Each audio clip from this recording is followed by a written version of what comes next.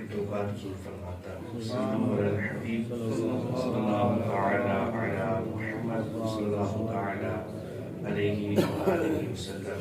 کل ہم نے ایک مسئلہ نماز کے حوالے سے سماعت کیا تھا جو کہ ابھی بورڈ پر تحریر بھی ہے، تو اس کا میں نے عرض کی تھی کہ ثنا کے بعد تعوذ اور تسمیہ ان دونوں کا پڑھنا یہ سنت مبارکہ ہے۔ تعوذ اور تسمیہ کا ثنا کے بعد پڑھنا یہ سنت مبارکہ ہے۔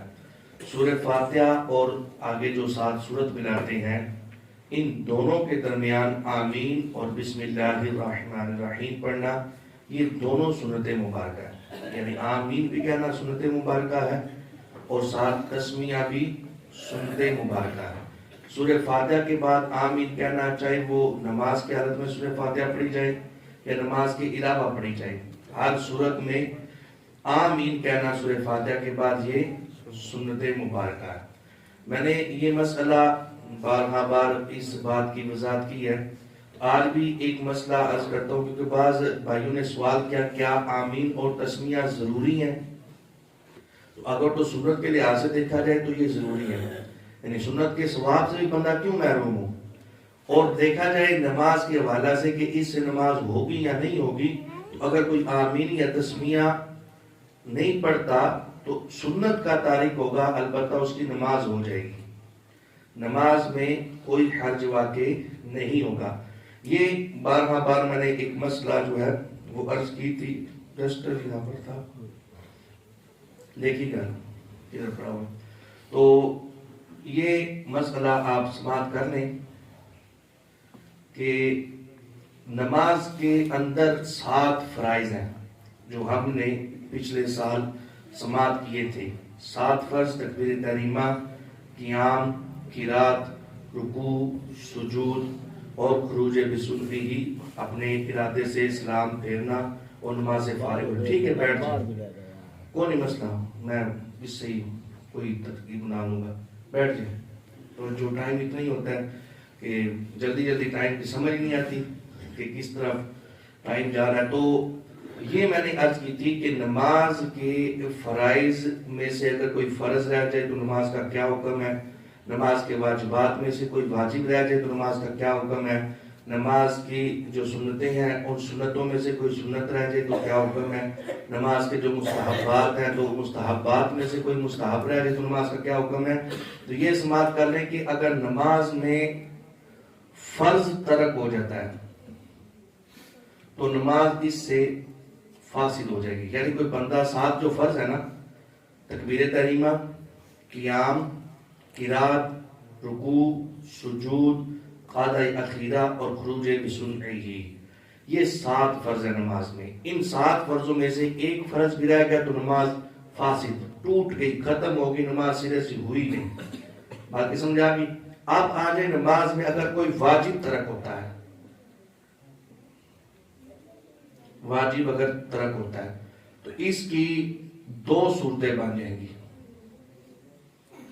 پہلی جو اس کی صورت یہ بنے گی کہ کیا اس نے واجب جان بوجھ کے ترک کیا، جیسے سورہ فاتحہ پڑھنا نماز میں واجب ہے، 7 سورت ملانا فرضوں کی تیسری چوتھی رکعت کے علاوہ باقی تمام رکعات میں 7 سورت ملانا کیا ہے، واجب ہے۔ تو یہ واجب ہے، سورہ فاتحہ 7 سورت ملانا یہ واجب ہے۔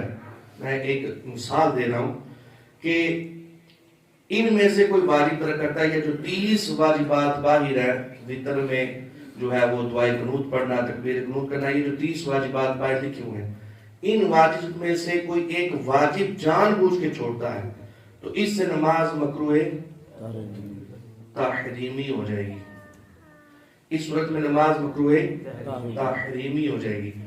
اگر اس سے غلطی سے واجب ترک ہو جاتا ہے، اچھا یہ ذہن رکھیے گا، فرض غلطی سے بھی رہ گیا تو نماز فاسد، واجب اگر غلطی سے رہ جائے تو نماز اس صورت میں درست ہو سکتی ہے کہ بندہ سجدہ سہو، سین ہے واو، سجدہ سہو کر لے تو اس سے اس کی نماز جو ہے وہ درست ہو جائے گی۔ اور اگر واجب غلطی سے رہ جانے کے بعد وہ سجدہ سہو نہیں کرتا تو اب نماز مکروہ تحریمی ہوگی، کیونکہ اگر کوئی واجب غلطی سے رہ جائے تو سجدہ سہو کرنا یہ بھی واجب ہے. ایک واجبات میں سے واجب یہ ہے کہ سجدہ سہو اگر واجب ہو جائے یعنی کہ کوئی واجب ترک ہوا تو سجدہ سہو کرنا بھی واجب ہو جاتا ہے. تو یہ دو واجب اس کے رہ گئے. تو اگر سجدہ سہو نہیں کرتا تو پھر نماز کا حکم کیا ہوگا؟ نماز مکروہ تحریمی ہو جائے گی. اگر نماز میں کسی کی سنت رہ جاتی ہے سے جو ہے نماز مکروہ تنزیہی ہوگی، یعنی اس سے شریعت کو ناپسندیدہ عمل ہے. یعنی شریعت کہتی تھی کہ تم یہ سنت بھی ادا کرتے، اگر سنت ادا نہیں کی تو نماز ہو جائے گی، نماز میں کوئی حرج واقع نہیں ہوگا، یعنی نماز ہماری ادا ہو جائے گی، البتہ سنت کے ثواب سے محرومی ہو جائے گی. اگر نماز میں کوئی مستحب عمل ہے تو وہ رہ جاتا ہے تو اس سے نماز خلاف اولا ہوگی. یعنی مستحب عمل ہوتا ہے بہتر عمل، ثواب کا عمل. تو اگر کوئی مستحب رہ جاتا ہے تو خلاف اولا، اولا کہتے ہیں بہتر کو، خلاف کہتے ہیں خلاف، یعنی بہتر کے خلاف. یعنی بہتر یہ تھا کہ یہ عمل کیا جاتا، اگر نہیں بھی کیا گیا تو اس سے نماز میں حرج واقع نہیں ہوگا. اگر آپ اس نقشے کو اپنے ذہن میں رکھیں نا تو نماز میں آپ مسائل بہت سے خود سے حل کر سکتے ہیں. فرض کتنے ہمیں یہ پتا ہو وہ 7 ہے، باہر ہمارے فلیکس پر لکھے ہوئے ہیں جو وضو خانے پہ لگا ہوا ہے، تو وہ 7 فرض یاد ہو تو ہمیں پتا ہوگا اگر فرض میں غلطی پائی گئی تو نماز فاسد، نماز ٹوٹ گئی، سرے سے ہوئی نہیں. واجب ہمارے پاس لکھے ہوئے ہیں بار والے حال میں 30 واجبات کو یاد کرنا ہے ہم نے. اب غلطی پر ہم غور کریں گے کیا وہ غلطی واجب والی غلطی تو نہیں. اگر تو واجب والی ہے تو نماز مکروہ تحریمی، غلطی سے رہ گیا تو پھر ہم نے سجدہ سہو بھی کرنا ہے، اور اگر سجدہ سہو نہ کیا تو نماز مکروہ تحریمی. اب آپ دیکھ لیں فرضوں میں بھی ہماری غلطی موجود نہیں، واجبات میں بھی غلطی موجود نہیں، تو اب وہ سنت ہوگی. اسی طرح باہر فلیکس میں یہ نہیں لکھا ہوا کہ آمین اور تسمیہ پڑھنا یہ واجب ہے، لکھا ہوا ہے نہیں، تو اس سے پتہ چلا یہ کیا ہے، یعنی اب اس کا حکم سنت والا ہے. یعنی اگر نہیں کوئی پڑھتا تو سنت کے ثواب سے محرومی ہوگی، البتہ اس کی نماز ہو جائے گی. یہ تعوذ اور تسمیہ یہ بھی باہر واجب تو نہیں لکھا ہوا، تو یہ بھی سنت ہوئی، اس کے بھی طرف سے نماز ہو جائے گی، البتہ ثواب جو سنت کا تھا اس سے محرومی ہوگی. تو اگر اس نقشے کو ہم ذہن میں رکھیں گے تو ہمارے بہت سے مسائل جو ہے نا ہم خود حل کر سکیں گے. ہمیں غلطی ہوگی، فار ایگزامپل ہم وتر پڑھ رہے تھے تو غلطی کیا ہوئی کہ ہم نے دعائے قنوت نہیں پڑھی، تو ہم نے باہر 2 واجب یہ پڑھے کہ تکبیر قنوت بھی واجب ہے، یعنی دعائے قنوت کے لیے جو تکبیر کہی جاتی ہے اللہ اکبر یہ بھی واجب ہے، اور دعائے قنوت پڑھنا بھی. اب اگر کسی کا کوئی نماز میں وتر پڑھتے ہوئے تیسری رکعت میں جو دعائے قنوت پڑھتے ہیں وہ رہ جاتی ہے تو اب اس کے 2 واجب ترک ہو گئے. غلطی سے چھوڑتا ہے، رہ جاتی ہے اس سے، تو پھر اب کیا کرے گا، وہ سجدہ سہو کرے گا. 2 واجب رہ گئے، 3 رہ جائے، غلطی سے 5 رہ جائے، 10 رہ جائیں، ایک ہی سجدہ صاحب جو طریقہ ہے مطلب سلام پھر کے 2 سجدے کرتے ہیں تو سجدہ صاحب سے نماز درست ہو جائے گی. تو اب 2 واجب رہ گئے تو وہ واجبات میں سے ہے، دعائے قنوت تو سجدہ صاحب کریں گے. جان بوجھ کے اگر کوئی دعائے قنوت چھوڑتا ہے تو نماز مکروہ. اب ہمیں جب یہ پتا ہوگا نا کہ دعائے قنوت واجب ہے تو خود بخود میں پتا ہوگا اس غلطی پر سجدہ صاحب کرنا ہے.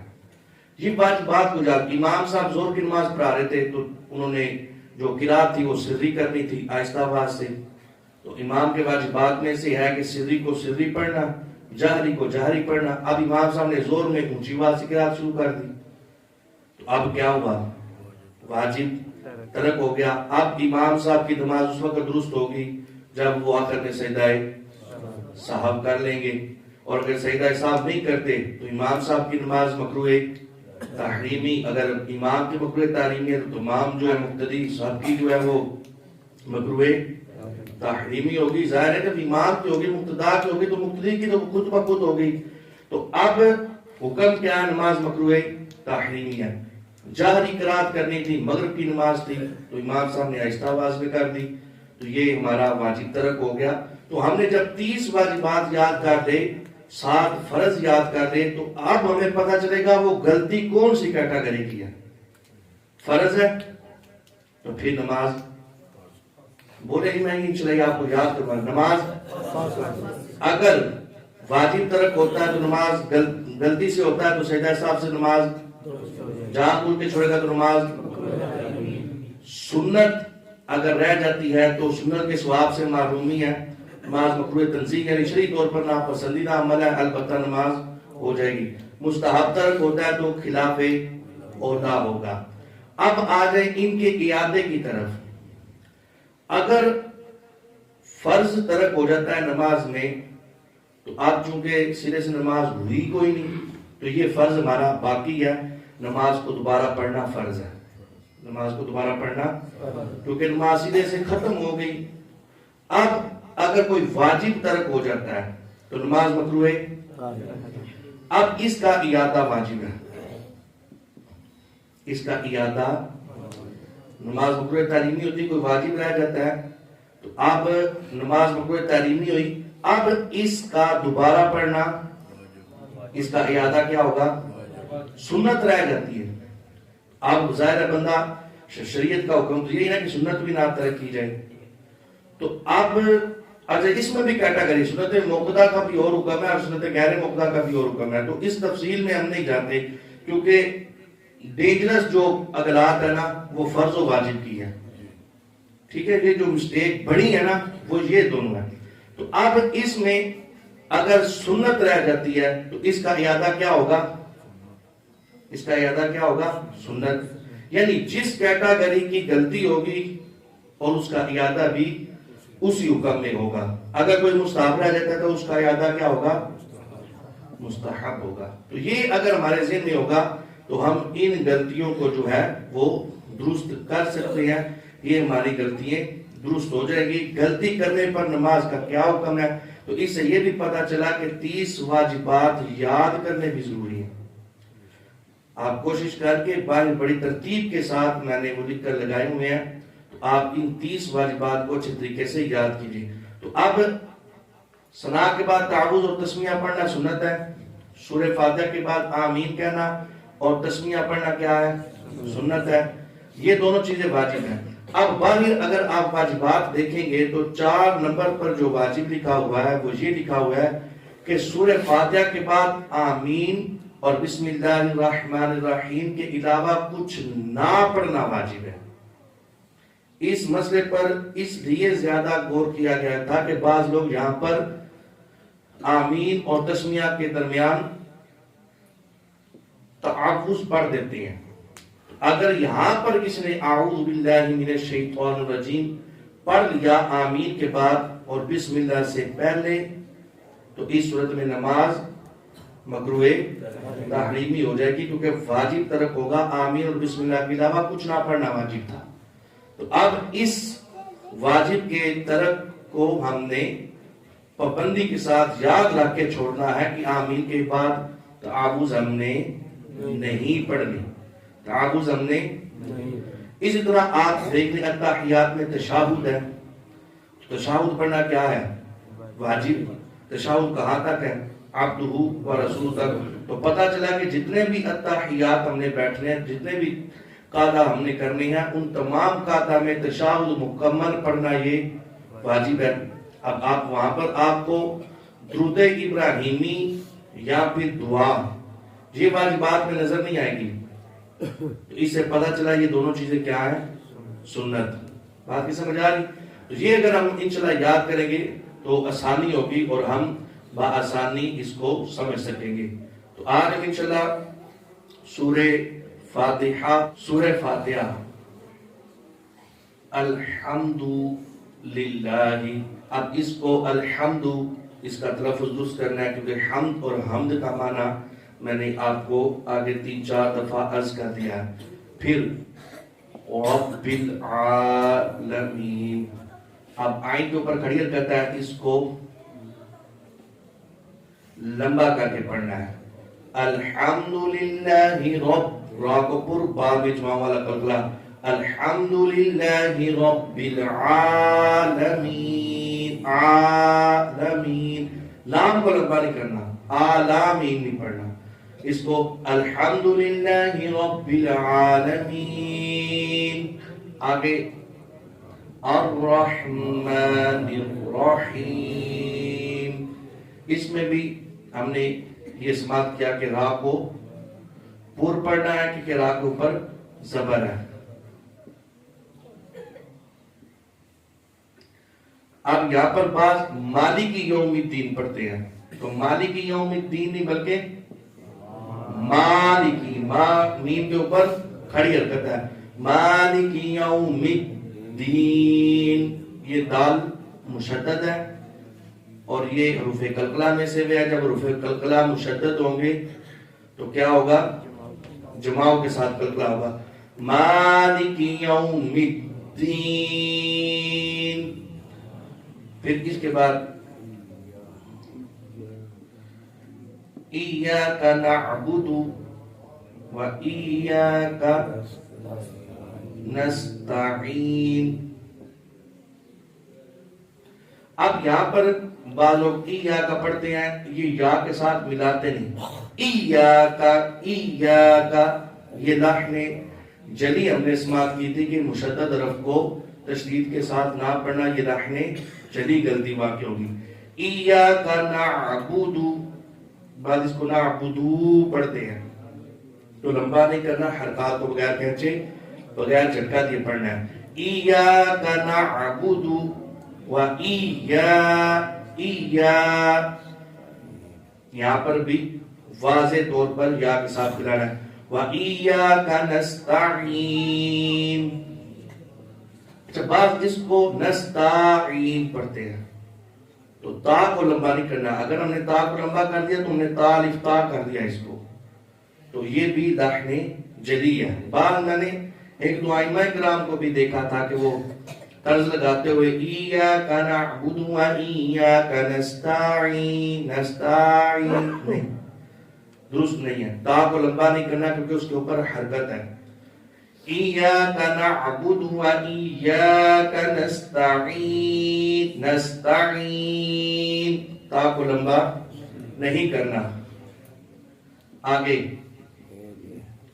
اہدنا الصراط المستقیم.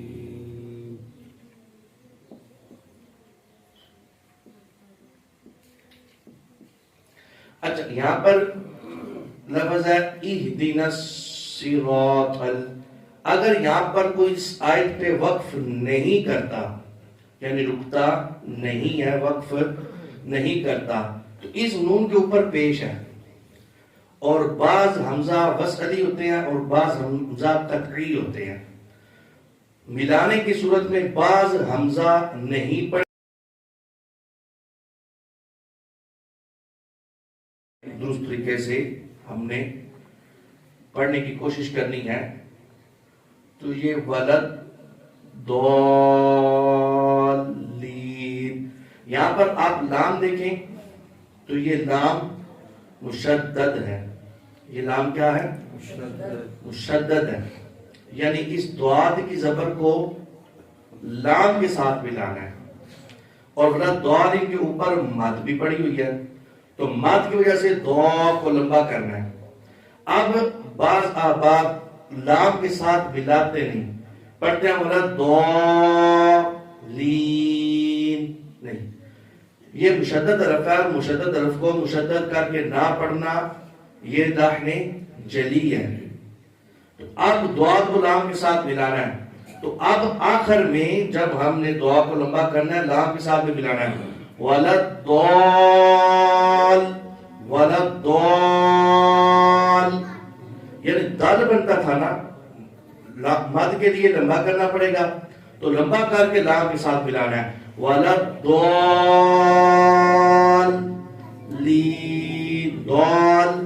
ضالین. یہ اکثر غلطی پائی جاتی ہے جس کو ہم نے توجہ سے پڑھنا ہے، ولضالین نہیں ہے. دعات کا لام کے ساتھ ایک تعلق ہے زبر کا، تو اس کو پڑھنا ہے ولضالین، اور اس کے بعد آمین کہنا. یہ سنت مبارکہ ہے. اللہ رب العزت ہمیں نماز سیکھ کر عمل کرنے کی توفیق عطا فرمائے. الحمدللہ رب العالمین.